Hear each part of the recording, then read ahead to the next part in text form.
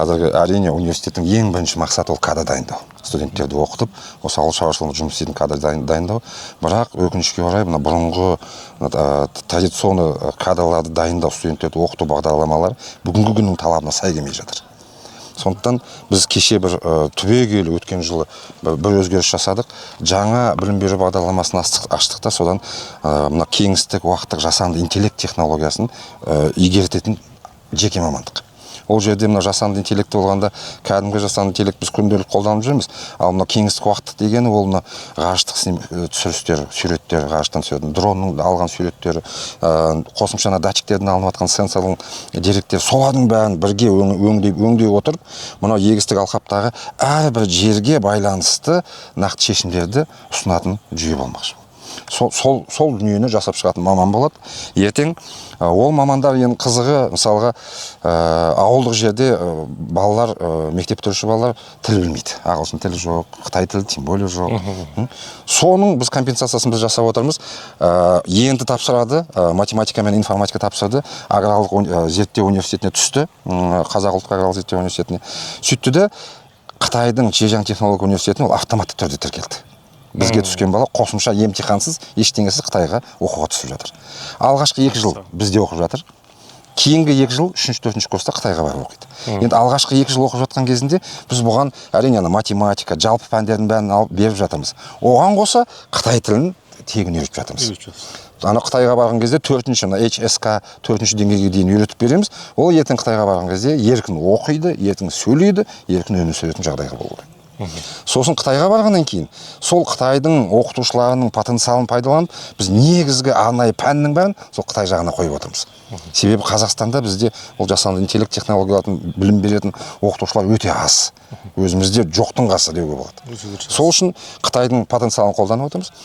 4 жыл оқып, барып келген кезде, оған қосымша мына алғашқы 2 жылда біздің ауыл шаруашылығына шолу пәндерін беріп жатырмыз. Өсімдік шаруашылығы ол не істейді деген секілді жалпы бір көзқарас пайда болатындай балада.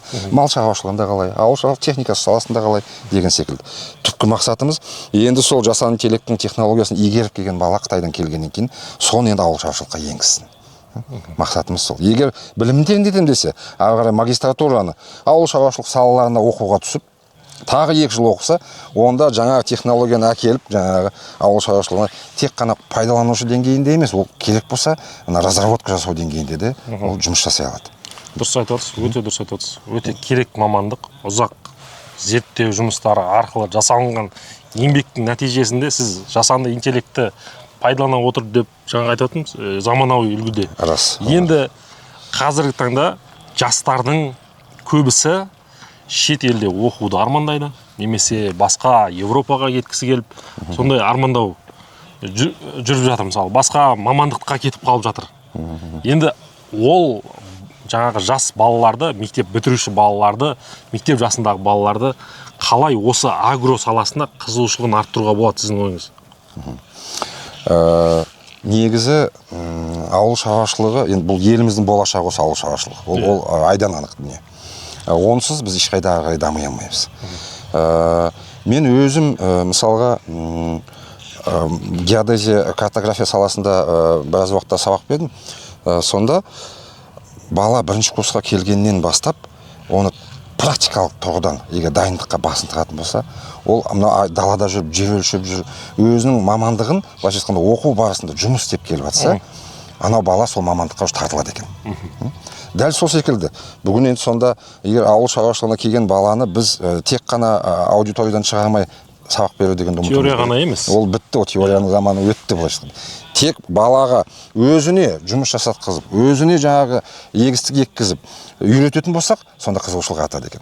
Енді тағы бір дүние. Кеше біз өзіміздің 3-ші, 4-ші курс студенттерімен кездесу өткіздік университетте. Сонда ол жігіттерге айтып жатырмыз, сендер қазір диплом аласыңдар. Алғаннан кейін қайда барасың жұмысқа? Бір жерде жұмыс бар, бір жерде жұмыс жоқ. Оны таба аласың ба, таба алмайсың ба, белгісіз. Біз сендерге мынандай ұсыныс жасайық дедік.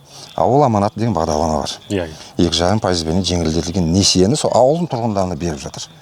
Жаңағы жігіттерге, студенттерге айтып жатырмыз, біз сендерге толық консультациялық көмек берейік. сендерге сол бизнес планыңды жасайық, құжаттарыңды жинауға көмектесейік. Сен лишь бы жаңағы ауылда тұрып, өзіңнің әке-шешеңмен ақылдасып, жаңағы залогқа ғимаратта басың ба, тек келісіміңді бер. Біз саған бүйтіп көмектесіп, жетектеп жүріп, өз бизнесіңді ашуға біз көмектесіп берейік деді. Оны анау 3-ші курстың балалары әлі түсіне бермейді, 4-ші курстағылар уже кішкене ол жерде қызығушылық енді туындап жатыр. Бірақ ол жерде дәл жүріп өтпеген жол болғаннан кейін сенімсіздеу болып тұрады, болатын тірлік па, болмайтын тірлік па деген секілді. Ал бірақ егер біз жастарымызды тек қана үйретіп қоймай, ертең осылайынан әрқайсысына өз кәсібін ашып беретін болсақ, ауыл шаруашылық саласында, онда ел дамымай, онда қоймайды онда. Енді өте керекті, былайша айтқан кезде, жалпы Қазақстанның экономикасын көтеруге де, жалпы әлеуметтік жағдайын көтеруге де өте үлкен үлес қосып жатқандарыңыз көрініп тұр. Енді бұл балалар агро, әрқайсысы шаруа қожалық ашып, әрқайсысы жаңағы осы ауыл шаруашылығын көтеретін болса, біздің мемлекетімізде әр облыстың да, әр ауылдың да жаңағы әлеуметтік жағдай көтеріледі деген міндетті түрде сеніміміз бар. Иә, әрине. Біз енді қосымша ғылыми зерттеу ғой негізгі бағытымыз, мен өзім бағытым. Сол ғылыми зерттеуде осы жерді қашықтан зондтау бағытыменен біз соңғы бір 10 жылдан астам уақыт айналысып келе жатырмын. Осы ауыл шаруашылығына байланысты. Ана ауыл шаруашылығы өсімдіктердің жай-күйі, оның ару сырқаты, оның арам шөбі, топырақтың жайы, оның құнарлығы деген секілді соның бәрін космос арқылы, дрон арқылы жинақтау еді бұрынғы мақсатымыз. Енді қазір мына жасанды интеллект шыққаннан кейін қазір мына шаруаларға ақыл кеңес беретін ақылды агроном дейміз ғой. Сол жүйені қазір жасау үстіндеміз дәл қазір. Бұйыртса осы жылдың аяғына дейін бітіріп апробацияны өткізіп алатын болсақ, келесі жылға мүмкін шаруаларға ұсынып та қаламыз. Ол жүйе жаңағы космос арқылы бірінші қарап отыр бүкіл жердің бәрін. Ол шаруаның қай жерде не болып жатқанын бәрін айқындап отыр. Топырақтың құнарлығы, табиғаты қалай, жердің рельефі қалай, топырақтың мех составы дейді, жаңағы оның типі дейді.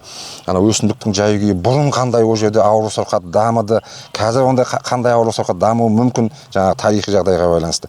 Бұрын қандай дақылдар егілді. Соның бәрін түгел осы қашықтан отырып біз деректерді жинап алатын болсақ, сол деректердің негізінде жасанды интеллект енді онда нақты дерек берсе, ол айта алады. Енді келесі жылы сіз мынаны былай істеңіз, мына жерге мынаны себіңіз, оны мына уақытта себіңіз, уақытына дейін, оны мынандай обработкадан өткізіңіз деп түгелдей бүкіл технологиялық картасын сызып беруге дайын жүйе болмақ бұйыртса. Соны егер жасап алып, жаңағы жас мамандарды дайындап, қолына жаңағы қаруын ұстатып жүйені алып бермей қармақ беріп. Иә, сөйтіп барып егер нарыққа жіберетін болсақ, онда осы көп ұзамай бірнеше жылдың ішінде мына біздің агроөнеркәсіп кешеніміз түбегейлі жаңару керек. Түбегейлі өзгеріске ұшырау керек. Жаңағы мамандар туралы айтып жатырмыз ғой. Не үшін біз жаңағы Қытай тілі деп жатырмыз, Қытайға оқу мүмкіндігі деп. Ауылдағы балада ол Қытайға оқу мүмкіндігі өте жоқ. Ал біз соны қазір беріп отырмыз. Енді осы ақпарат ауылдың балаларына жететін болса, біз ол 10 адам, 20 адаммен тынбаймыз. Мың-мыңдап бала келсін. Сонда ғана мың-мыңдап жаңағы 2 жыл осында, 2 жыл Қазақстанда оқып, жылына бірнеше мың бала өстіп айналып келіп отыратын болса, онда бүкіл Қазақстанды қамтуға шамамыз жетеді онда. Құрметті мектеп оқушылары, енді көріп отырсыздар, қандай ақпараттар беріліп жатыр. Сіздерге ауыл шаруашылығында жұмыс жасайтын болсаңыздар, ауыл шаруашылығы жалпы мамандығында, агро мамандықтарында үлкен оқу орындарына түсетін болсаңыздар, өте үлкен мүмкіндік қарастырылып жатқанын көріп отырсыздар. Жалпы қазіргі таңда бұл бірден бір ешқашан тоқтап қалмайтын саланың бірі деп айтуға бола ма? Ауыл шаруашылық саласы бұл біз тек қана Қазақстан үшін емес, жалпы әлем үшін Қазақстанның ауыл шаруашылығы маңызы өте үлкен болып тұр. Ол анау азық-түлік қауіпсіздігі. Кешегі мысалға Сауд Арабиясы елдерін Иранның жағдайымен көрдік. 95% азық-түлік шеттен келеді екен. Өздерінде ештеңе өндірілмейді. Ана жерден коридор жабылды, транзитный коридор, аштан өлуге шақ қалды. Ал енді олардың өздерінде өсіре алмағандықтан олар шеттен алып отыр ғой, сатып алып отыр ғой. Демек, шеттен алатын бір көз осы Қазақстан болып отыр қазір. Әсіресе мына бидай нарығында әлемдік деңгейде Қазақстанның орны өте үлкен. Бұл ел бірнеше өзінен, мысалға біз қазір 20 миллион болсақ, 150-200 миллион дегенде халықты біз азық-түлікпен қамтамасыз етуге шамамыз жетеді екен. Сол үшін бұл Қазақстанның ауыл шаруашылығының дамуына тек қана біз емес, әлемдік мемлекеттер мүдделі қазір. Сондықтан бұл ешқашан тоқтайды деп мен айта алмаймын. Иә, құрметті оқушылар, құрметті, мен айтқым келеткен осы, былайша айтқан кезде жас бала қазір бұны түсінбеуі мүмкін. Сіздің айтып отқан біраз әңгімелеріңізді түсінбеуі мүмкін. Бірақ қарапайым тілмен айтқан кезде сіздер ешқашанда ұтылмайтын, ешқашанда жеңілмейтін, ешқашанда кәсіп асып жабылып қалмайтын бірден бір кәсіп бұл агро саласы. Және осы салада сіздер жаңағы білімімізді тереңдететін болсаңыздар, осы салада ізденетін болсаңыздар, осы сала бойынша үлкен оқу орындарында шетелдік мемлекеттерге түсіретін, осы оқу орындарында түсетін болсаңыздар, сіздерді өте үлкен мүмкіндік күтіп отыр деп айтуға болады. Сіздермен енді байланыс жасау үшін белгілі бір сайттарды қойып қояйық.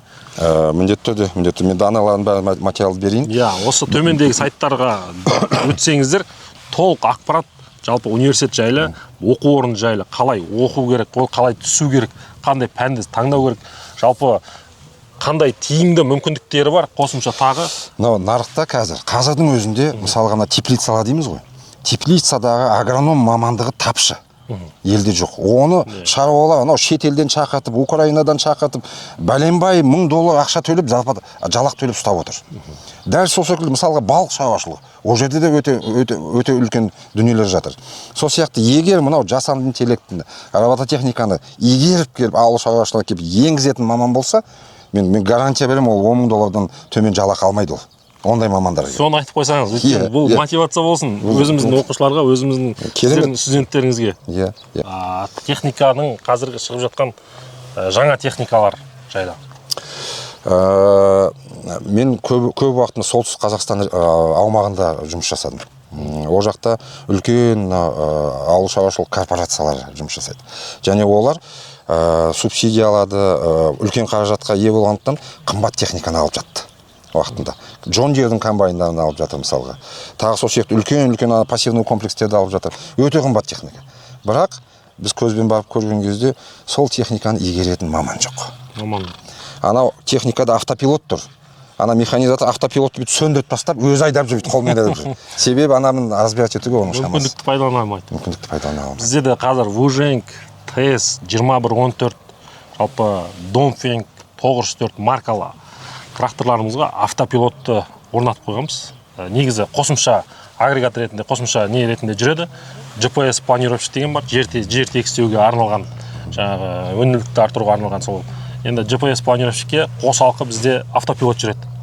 Автопилоттың өздеріңіз білесіздер, ол әр егістікке байланысты жүйегімен тоқтайтын жерінде тоқтап, ұзартатын жерінде ұзартып, сондай өте үлкен мүмкіндіктері бар. Шыны керек, байшысқан кезде оның мүмкіндігін тек қана жаңа жас мамандар пайдаланып, арғы қарай алып кету керек.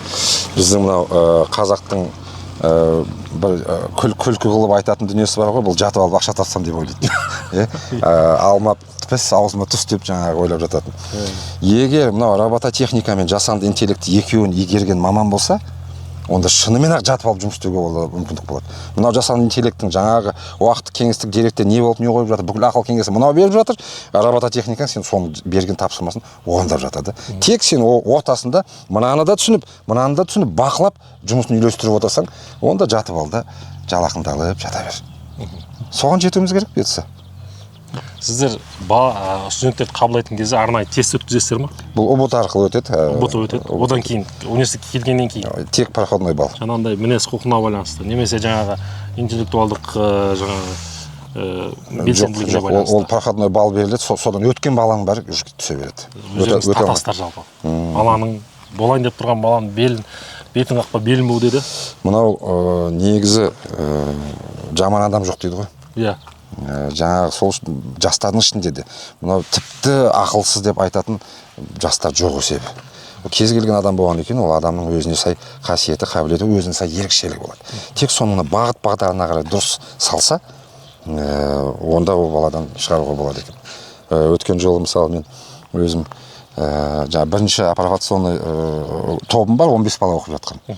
соларды көрейінші деп өзіме чат бот жасап алдым да, ана туған күнін бересің, бұрынғы батыс гороскоп, шығыс гороскоп, нумерологиядан ана баланың примерно шамалап психологический портретін шығарып береді. Ана баланың сипатына қарап отырып, мынау бала ұйымдастыруға жақсы екен, мына біреу басқаруға жақсы екен, мына біреу бет үндемей терең отырып талдауға жақсы екен деген секілді әр баланың өзінің қабілеті ақандап өстіп көрініп ашыла бастайды. Соған сәйкес сосын жұмысқа салсақ, бағытын берсек, онда ол баладан шығады. Өте дұрыс айтасыз. Қуаныштымын. Болды, жақсы. Өте қуаныштымын.